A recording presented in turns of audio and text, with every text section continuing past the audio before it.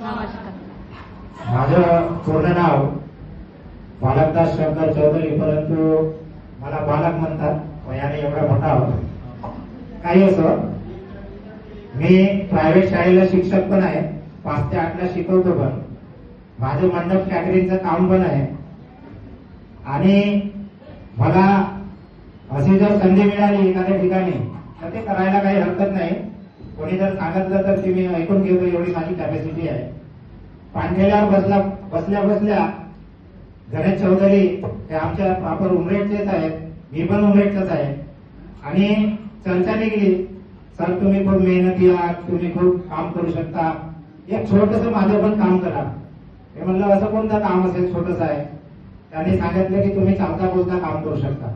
म्हणलं चालता बोलता असेल तर करायला काही हरकत नाही. आपल्याजवळ वेळच नाही तेवढी कोणाजवळ जाऊन 2 घंटे बसा, आराम करा, नाही जमत.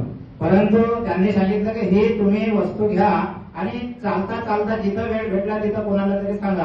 मी वाघपटी घेतली, कारण माझ्या घरी वडिलांपासून आजोबांपासून बिलकुल ते वाताची शिकायत नेहमीसाठीच ठरलेली आहे. माझ्यापेक्षा मोठा भाऊ वयाने मोठा आहे, परंतु माझ्यापेक्षा लग्न चालते. म्हणजे वाताची शिकायत त्याला आलेली आहे.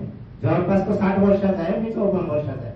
परंतु माझ्यापेक्षा मी ज्या पटीनं काम करतो त्या पटीनं तो काम नाही करू शकत. मला वाटलं की हे एवढी चांगली वस्तू आहे, आपण आपल्या घरी पहिले इस्तेमाल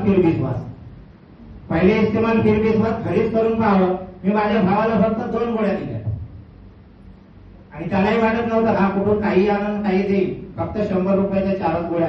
भाऊ म्हणलं ह्या तरी खाऊन पाहता. आणि त्या 4 गोळ्यामध्ये रिझल्ट पहा. 2 गोळ्या खाल्ल्या, 3ऱ्या दिवशी म्हणे तू कुठून आणला तो डबा घेऊन ये.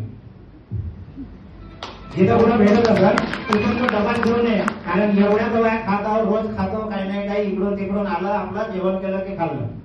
ते दैनंदिन होतं. आता त्या 2 गोळ्यामध्ये जेव्हा आराम लागला, आज 2.5 महिने झाले, आता दवाखान्यातच जाणं बंद केलं. म्हणजे पहा कुठून तरी सुरुवात होते. आणि मला हे पटलं. पहिले इस्तेमाल फिर विश्वास. आपल्याकडे ते अँटी ऑइल आहे, अँटी पेन ऑइल.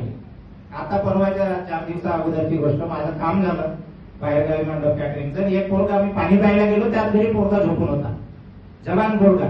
म्हणजे काय रे बाबू काय झालं, पाणी तर दे. उठणंच नाही होत म्हणते. माझी पुरी नसच लागून गेली. काय झालं असं, नस का लागली, कुठं गेला होता, पडला होता का, काय विचारलं तर तो म्हणे नाही पडलो नाही म्हणे, फक्त असा पाय ढिला पडला कुठंतरी चालताना, थोडंसं त्याचंच कारण झालं. 2 दिवस झाले झोपच नाही लागून राहिली. हे काम करता का माझ्याकडे. मी पडलो होतो, हाताला म्हणलं